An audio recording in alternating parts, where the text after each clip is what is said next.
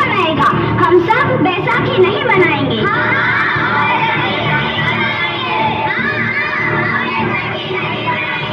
जब तक हम अंग्रेजों को भारत से बाहर नहीं निकाल देते, पूरा पंजाब बैसाखी नहीं मनाएगा। अच्छा, तो तुम सब हमारा विरोध करता है, भाग जाओ यहाँ से, इसका अंजाम बहुत ही बुरा होगा।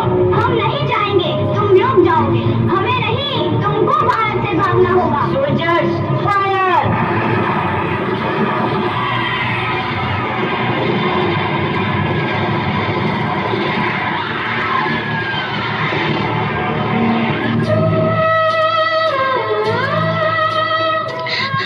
ये जमीन हमारी, ये धरती हमारी, ये खेत हमारे।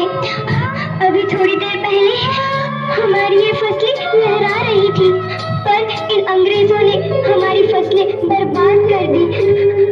इन अंग्रेजों ने एक ही झटके में इन सब फसलों को काट दिया। अंग्रेजों, तुम्हारे इस अत्याचार से हम डरेंगे नहीं। इस अत्याचार का बदला लेकर रहेंगे, हम आजादी लेकर रहेंगे। जलियांवाला बाग हर हिंदुस्तानी की आंख नम कर गया। इस कांड में कितने मासूमों की आहुति चढ़ गई, इतनी हैवानियत से इंसानियत कत्ल कर दी गई। जलियांवाला बाग के हत्याकांड ने आजादी की आग में घी देने का काम किया। मासूम औरतों, बच्चों की दर्द भरी चीखें और सिसकियां इनकलाब का गूंज बनकर उभरी। लाला लाजपत राय, भगत सिंह, राजगुरु, सुखदेव सरीखे क्रांतिकारियों ने भारत की इस जमीन से विदेशी दरिंदों को निकाल फेंकने के मंसूबे मजबूत कर लिए। 8 अप्रैल 1929 लाला लाजपत राय के नेतृत्व में साइमन कमीशन के खिलाफ एक भारी जुलूस निकाला गया।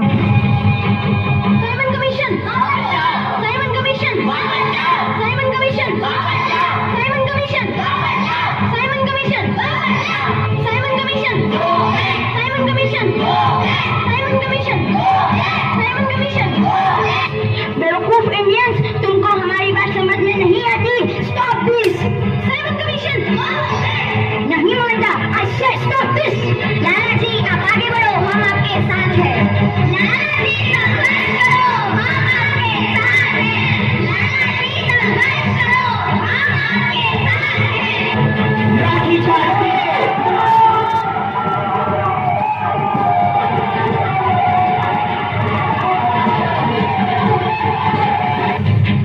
लाला जी को तो बहुत गहरी चोट लगी है, उनका सर फट गया है। मेरे शरीर में लगी एक एक लाठी अंग्रेजी सरकार के कफन में कील का काम करेगी। ये आजादी की लड़ाई रुकनी नहीं चाहिए। ये जिम्मेदारी मैं तुम सबको सौंप कर जा रहा हूँ। लाला लाजपत राय की दर्दनाक मौत के बाद भगत सिंह, सुखदेव, राजगुरु वतन के इन मतवालों के खून में ऐसा उबाल आया जिसका सामना करना अंग्रेजी सरकार के लिए मुश्किल हो गया। अंग्रेजों को करारा जवाब देने के लिए स्कॉट और सैंडर्स को मारने की रूपरेखा रची गई।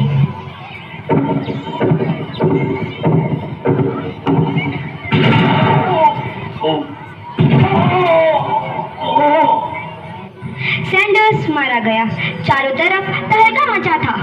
दीवारों पर लिखा था, लाला जी की मौत का बदला ले लिया गया है। भगत सिंह समेत सभी वहां से फरार हो गए। 8 अप्रैल 1929 दिल्ली में ब्रिटिश सरकार की सेंट्रल लेजिस्लेटिव असेंबली की बैठक में 2 बम धमाके की आवाज सुनाई दी।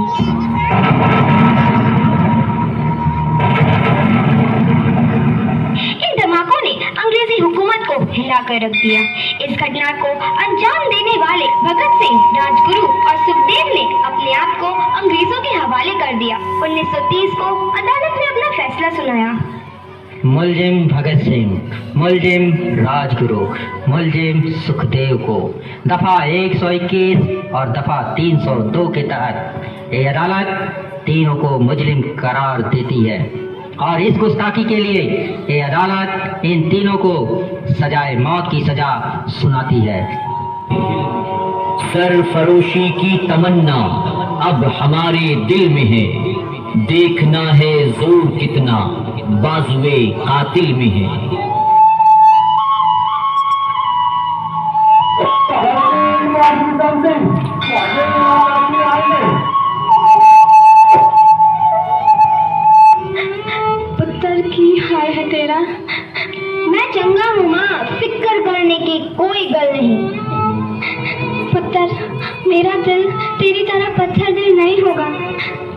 तेरी ये गला सुन के मेरा कलेजा फटे जा रहा है।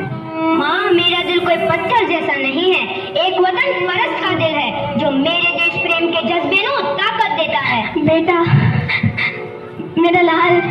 माँ, आज मेरी तपस्या पूरी होने जा रही है। जे तू रोई तो मैंने तकलीफ होइया। सोच, तेरा पुत्र आज शादी करने वास्ते जा रहा है, पर केवल इतना है, वो घोड़ी पर नहीं फांसी पर चढ़ने वास्ते जा रहा है। आज तू क्रांतिकारी की माँ है, कल तू एक शहीद की माँ होगी। माँ।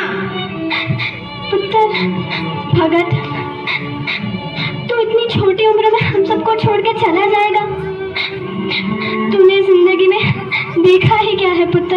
मैंने अपनी माँ देखी है, जिसने मुझे एक ही बात बताई है कि बेटे, अपने देश के लिए एक बार मरना 100 बार जन्म लेने के बराबर होता है।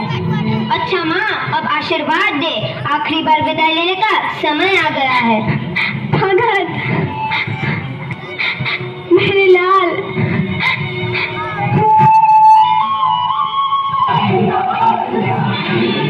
भगत सिंह, तुम्हारी कोई आखिरी ख्वाहिश?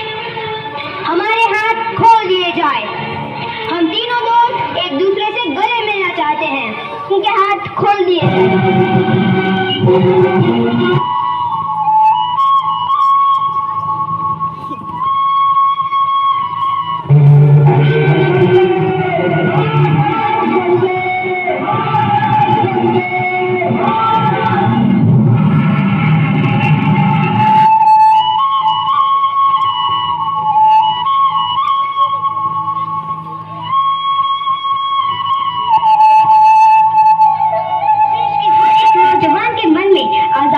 नई उमंग हिलोरे लेने लगी।